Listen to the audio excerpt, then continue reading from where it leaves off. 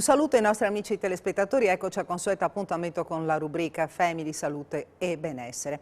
Oggi è il nostro gradito ospite Giuseppe Napoli, che è presidente di Federsanità delle Friuli Venezia Giulia. Lo abbiamo raggiunto via Skype. Buongiorno Presidente, come Buongiorno a sta? voi. Sta bene? Buongiorno, grazie. Senta, proprio recentemente avete avuto un incontro, un focus, si è parlato di case di riposo, di medicina generale, promozione della salute, quindi Federsanità chiaramente sempre in prima linea in questa battaglia proprio per preservare la sanità, per dare la migliore sanità possibile ai cittadini.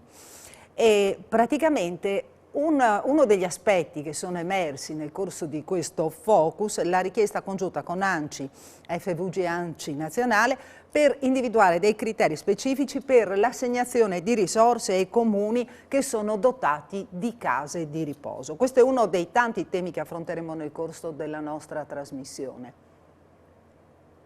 Sì, è vero, abbiamo avuto un incontro di ufficio di presidenza che è il nostro organismo esecutivo, sarebbe la nostra giunta, e lì sono emerse alcune obiettive criticità, tra queste, come dire, la situazione finanziaria e non solo le preoccupazioni di assistenza per le persone che ci vivono in queste strutture, ma anche quella della gestionali, perché le case di riposo comunali, come dice la stessa parola, sono dei comuni, però ricevono risorse in maniera assolutamente inadeguata rispetto a quelle che sono state le esigenze di questo periodo e dirò di più che le maggiori spese, quello che sta creando grandi problemi sono le minori entrate, perché la crisi legata ovviamente all'accoglienza dovuta alla pericolosità del Covid ha di fatto in qualche caso ridotto del 20, del 30, in qualche caso addirittura ridotto del 50% come dire, i posti letto di fatto e quindi l'accoglienza. Quindi la richiesta è molto forte. A livello nazionale l'Associazione dei Comuni Nazionali, quindi la richiesta è congiunta tra noi e l'ANCI, si muove nei confronti del governo per fare individuare criteri che possano portare al riequilibrio dei conti delle tantissime case di riposo pubbliche e comunali di questa regione. Senta Presidente, facciamo una valutazione anche sulla situazione attuale. Si parla di zona rossa scura. Federsanità, a tal proposito, che cosa pensa? Che cosa sta succedendo? Gestito male sul territorio? Che cosa, cioè, il virus è sempre più forte, è sempre più contagioso? Cosa sta succedendo?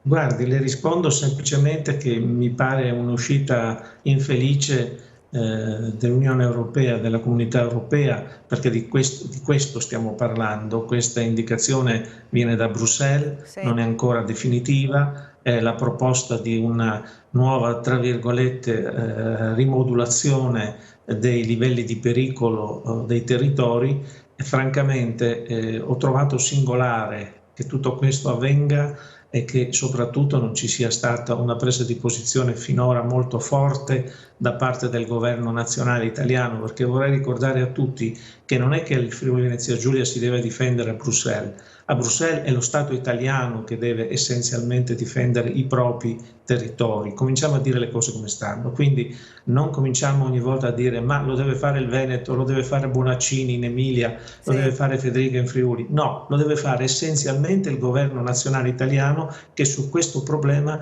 dovrebbe, viva Dio, battere un colpo e dire scusate, di questa vicenda ne parliamo prima a livello nazionale e poi evidentemente queste cose le discutiamo anche noi a livello delle singole regioni, perché è un po' singolare apprendere di essere diventati la maglia nera a livello europeo. È singolare perché questo cozza col buonsenso e cozza soprattutto col fatto che proprio neanche a farlo apposta queste nostre regioni, compresa anche la provincia di Bolzano, sono tra le realtà più attive in termini di organizzazione, sia per quanto riguarda come dire, le attività di vaccinazione che in qualche maniera sono state frenate o rallentate dalla vicenda Pfizer, e sia soprattutto dalla capacità di aumentare il raggio dei tamponi, cioè il numero dei tamponi. Quindi alla fine non vorrei che chi ne fa tanti venga, come dire, classificato maglia nera, perché è chiaro che su tanti che vengono come dire, monitorati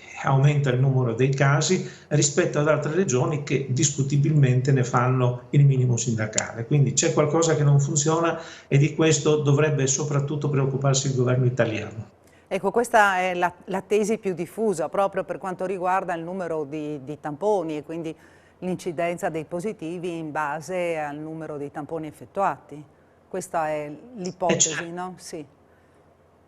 E certo, dopodiché è evidente che alcune cose hanno funzionato bene in questa regione, altre potevano funzionare meglio, però è evidente che stiamo trattando di una vicenda che nella prima fase ci ha colto di sorpresa e quindi potevamo dire di non essere pronti.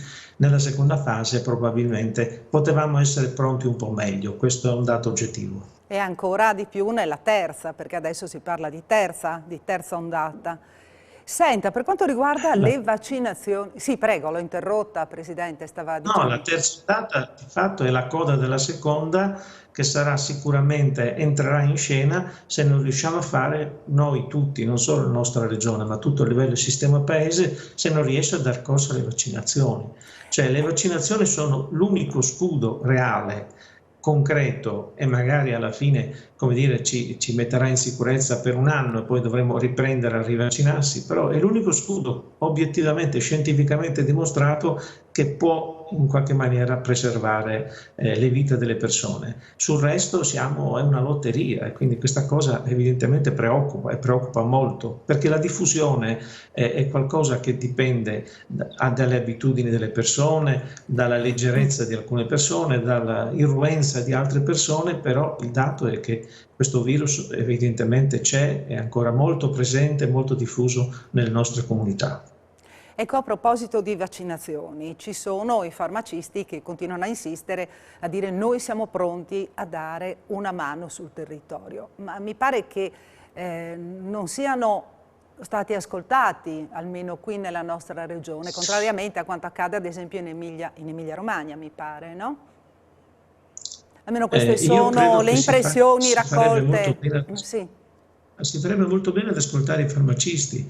I farmacisti in questa regione sono 420 farmacie più le farmacie comunali, sono realtà periferiche distribuite anche in posti dove a volte non c'è neanche di fatto il medico di base, perché il medico di base spesso nelle frazioni non c'è neanche in qualche caso, e quindi le farmacie sono il primo e più diretto presidio assieme ai medici di medicina generale che abbiamo, e quindi io sono convinto che con tutte le cautele, con tutti i protocolli che sarà necessario rispettare per fare queste cose, i farmacisti possono senz'altro, seppure con le prerogative che sono previste dai protocolli nazionali, possono senz'altro essere una delle sedi dove effettuare le vaccinazioni. Anche perché le vaccinazioni dovranno essere effettuate rapidamente, celermente, quindi c'è bisogno di maggiori forze sul campo. Vabbè che tutto anche poi dipende dalle dosi vaccinali, dal numero di dosi vaccinali, no, che arriveranno anche qui. Perché prima si vaccinano tutti, prima riesce ad arginare chiaramente la pandemia. E quindi devi operare su più fronti, no? Prima si vaccinano le categorie a rischio, e io non ho, senza giri di parole, io credo che le categorie a rischio sono anche le categorie della scuola.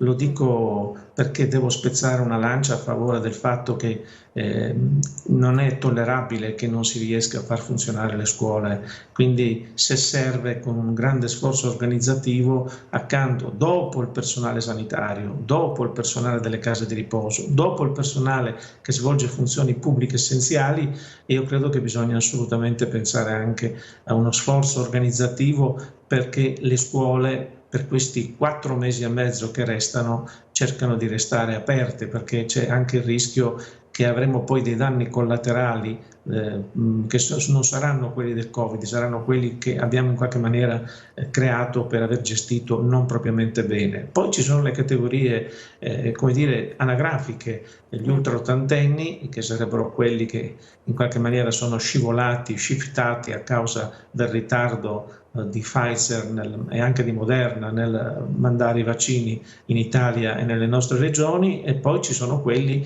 dai 60 anni ai 79, che comunque, vorrei ricordare a tutti, sono un terzo circa della popolazione, perché specie nella nostra regione, dove c'è la fascia della popolazione ultra sessantenne è abbastanza elevata, io credo che stiamo parlando di persone che hanno bisogno di essere protette non solo perché sono anziane, ma perché comunque spesso svolgono anche funzioni fondamentali e sociali nei nuclei familiari.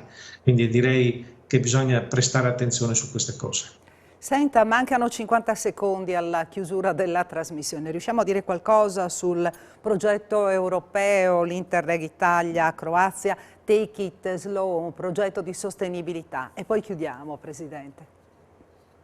E guardi, questo progetto ci vede di entrare come collaboratori perché siamo stati in qualche maniera capaci di organizzare in questi anni anche FFUG in Movimento, che è un'iniziativa che ha visto coinvolti 40 comuni nella prima iniziativa, e adesso siamo al secondo bando che scade il 15 di marzo e speriamo di fare altrettanti comuni. Si tratta di aiutare, di favorire il turismo lento, ma accanto a favorire il turismo si tratta di fare scelte di salute, perché camminare non solo a qualsiasi età, ma camminare soprattutto nelle età più avanzate significa, come dire, dare vita alle persone. Quindi quello che noi vorremmo è esattamente sviluppare stili di vita adeguati alle nostre popolazioni. Questo è l'obiettivo. Bene, ringraziamo il Presidente di Federsanità ANCI del Friuli Venezia Giulia, Giuseppe Napoli. Grazie per essere stati con noi, grazie per la sua disponibilità. Ringrazio i nostri amici telespettatori e noi ci vediamo la prossima settimana con la rubrica Family, Salute e Benessere. Mi raccomando, sempre il martedì e il giovedì alle 13:15. Arrivederci.